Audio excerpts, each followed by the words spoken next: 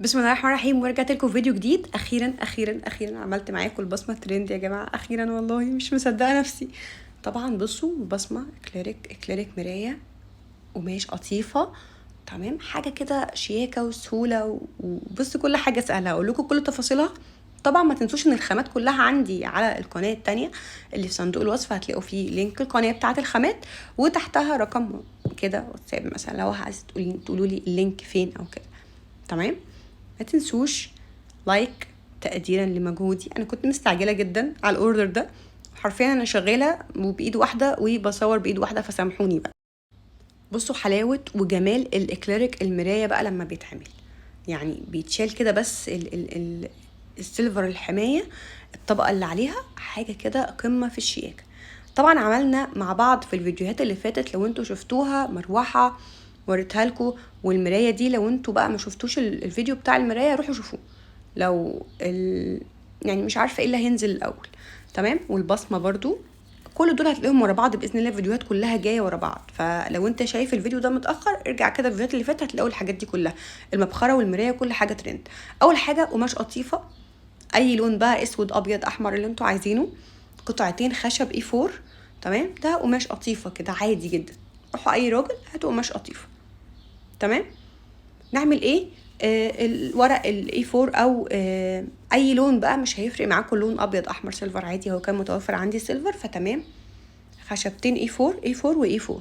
تمام، حرفيا اول مره اعملها وما عنديش اي فكره عنها بتعمل ازاي، بس انا قلت يلا. قصيت الاطار حجم الاس 3 ومزوده سنتي تقريبا او نص سنتي يمين وشمال. ازاي يا مي؟ يعني حطيت المربعات من غير ما تقيسوا، مربع الاي 4 ومربع الاي 4، سبت مسافه في النص ومسافه من الجنب ومسافه من الفوق. ده كله ليه؟ علشان بس لما نيجي نتنيها كوتها عشان تبقى واضحه معايا ومظبوطه مفروده زي ما انتوا شايفينها كده، وقلبتها على الناحيه التانية علشان ابتدي اظبطها. بصوا هتشوفوا دلوقتي المسافه انا حطيتها كده. بصوا سايبه حته صغيره خالص من الجنب، قد مش العقله كمان، هي نص عقله الصباع بالظبط تقريبا، ده نص سنتي بالعين كده. تمام، بصوا وسايبه من النص برضو نص سنتي. عشان ليه بقى دي؟ عشان لما نيجي نتنيها تبقى ما تبقى، وطبعا في بروز هنا وفي بروز هنا، فتبقى اكنك بتعملي كتاب يا جماعه، جست بوك، حاجات كده، دي اساسيات. ثبت الخشبتين بسلوتيب عشان يبقى معايا زي الكتاب بالظبط، اكننا دي المفصلات بتاعتها. عشان اكتر الناس بتسالني الحته اللي في النص دي بتتعمل ازاي، وانا ما كنتش عارفه اقول لهم يعني فعليا ايه هي، لان ما كنتش نفذتها، بس هو ما كانش ليها حل غير ان احنا نعمل المفصله دي. هلزقها بالبي 7000. بصوا المسافه، بصوا القص مظبوط ازاي، سايبه حته هنا يمين وشمال كلهم قد بعض تقريبا. طيب هنبتدي ان احنا لفينا ده، وهبتدي ان انا انقط او نحاول نوزع توزيع لطيف كده بالبي 7000. اكتر حاجه تلزق القماش طبعا مع الخشب والحاجات دي والاكليريك. فبصوا لطيف جدا وخفيف كده. اهم حاجه بس انا طبعا كنت بشتغل بايد وبصور بايد، سامحوني على الحركه دي، بس هو بقى كنت مستعجله جدا. كل حاجه كانت بتخلص في يومها حرفيا. اوردر عروسه كامله بيخلص في يوم، فالحمد لله بقى ان ده كان، بس كان لازم اصورها، ما كانش ينفع ما اصورها لكوش تاني يعني، مستحيل. تمام، بس هنعمل برضو نفس اللي عملناه هنا هنعمله الناحيه التانية. سهل جدا، هنتنيها ونبتدي ان احنا نحط البي 7000. انا هعمل هنا زي اقصها كده بحيث لما اجي اتنيها دي ما تكلكعش معايا. تمام، بس بصوا المسافات لطيفه ازاي. دخلت على الفوتوشوب. تمام، هنعمل بقى عشان نتني بقى الاطار ده، الزيادات دي كلها ندخلها لجوه. دخلت على الفوتوشوب، بصراحه ما صورتش دي، كان الموضوع صعب شويه. دخلت على الفوتوشوب وعملت حجم الاي 4، حجم اي 4 يمين وحجم اي 4 شمال. جبت التصاميم من على النت اللي هو تصميم الكتاب اللي هو اللي في الورقه دي.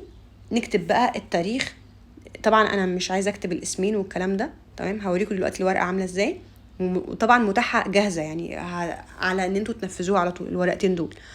حتى القماشه الزياده دي انا قطعتها في النص كده بحيث انها تبقى مداريه. بصوا لو انا لزقت على طول هتلاقي في فواصل، فحل الفواصل دي، حل الفاصل البني ده او ايا كان لونه ايه، او كان ابيض، نحط حته قماشه من نفس القماشه في النص. هلزقها برضو بالبي 7000. تمام. طبعت ستيكر، طبعت الورقتين اللي انا عملتهم من التصميم بتاع الايه البتاع دي ستيكر. تمام. قعدت ادور على التصميم بقى وطلع عيني يعني، بس تمام الحمد لله عرفت اعملها يعني. تمام. خلي بالكوا بقى لو ما اتظبطتش الحته دي كل تعبكوا هيروح، ورقه الاي 4 دي كلها هتضيع.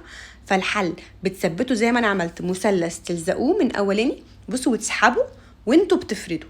اعتمدوا الطريقة دي في اي قطعة ستيكر على خشب، لو بتعملوا ماكت، بتعملوا بورتري، اي حاجة. تمام. بس بصوا طبعا ده كله تصميم يا جماعة، الكلام ده كله انا اللي جايبة تصميم كل قطعة. المفروض طبعا بنسيب كل الفراغات دي لان بيبقى، وطبعا امضة العريس والعروسة والجو ده، كل المكان اللي على الشمال ده كله طبعا بتحط اسم العريس والعروسة. تمام. كانت في حاجات كده خربطه شويه في اسمه ايه، في الاكليريك، سوري ايه كميه الفيل دي. تمام.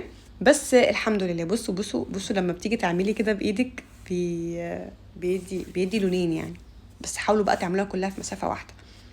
لزقت الجنب اليمين والجنب الشمال. تمام. بصوا حاجه كده السهل الممتع يعني. عارفه في ناس بقى عايزه تكبروا شويه تعملوا بوكس، تعملوا بنفس الطريقه، ممكن تحطوا، في ناس ممكن تحط فيل او طبقه خفيفه كده، طبقه سفنج اللي هو ارفع سفنجة على الكوكب يعني. هتمشي معاكم برضه لو انتوا عايزينها تبقى سميكه، بس انا بالنسبه لي كده فل قوي. التصميم طبعا بقى اول حرف من اسم العريس والعروسه، وطبعا الشكل ده انتوا عارفينه. تمام. بتعمل على البصمه العاديه. اوكي. برضو ده كله اكليريك مرايه، فطبعا هيتقشر وهيدي بقى الشكل الجمالي الرائع ده. خلي بالكم كمان الاكليريك كمان بيبقى تحت كمان ستيكر، فيعني جامد جدا. انتوا بس هتقشروا من هنا وتقشروا خلاص. قشروا طبعا الاول الستيكر وتلزقوه. غير كده كمان بتعمل فريمات، الفريم من الاطار كله. ممكن كمان تحطوا معاها فريم الماس زي ما انتوا عايزين. طبعا ده مكان البصمه والتاريخ والحاجات دي. كان في شويه خشب كده اكليريك كانوا ناقصين مني، بس عشان الاوردر كان كله اتعمل في يوم زي ما قلت لكم. بس احنا مشيناها باللي عندنا، خلقناكم ازواجا اكليريك. وبصوا كل حاجه اكليريك، بس الحمد لله تمام. طبعا اول حرف من اسمهم ده برضو تصميم لوحده، الاي اس دي تصميم. تمام. زي برضو الحرفين بتوع المبخره والكلام ده. بس شكلها في النهائي. وعايزه اقول لكم انا عملت مكان البصمه، المفروض ان هو كان بيبقى اكليريك او خشب، انا عملته بايدي زي ما انتم شايفين كده بالالماس، فكان صعب شويه. ما كنتش عارفه اصوره خالص، الوقت كان خلاص يعني. الفرح النهارده يا جماعه والله العظيم. يوم ما كنت بعمل الاوردر ده، فكنت مطبقه بقى وبعمل كل حاجه في نفس اليوم.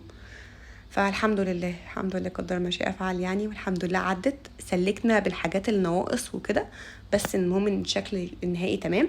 بس انا بقول لكم عشان بس تبقوا عارفين الحاجات اللي في النص دي اللي جوه دي بتتعدل، هي ما بتبقاش كده. تمام. مكان البصمه والفريم والحاجات دي بتبقى الطف من كده، الاسماء بتبقى احسن من كده.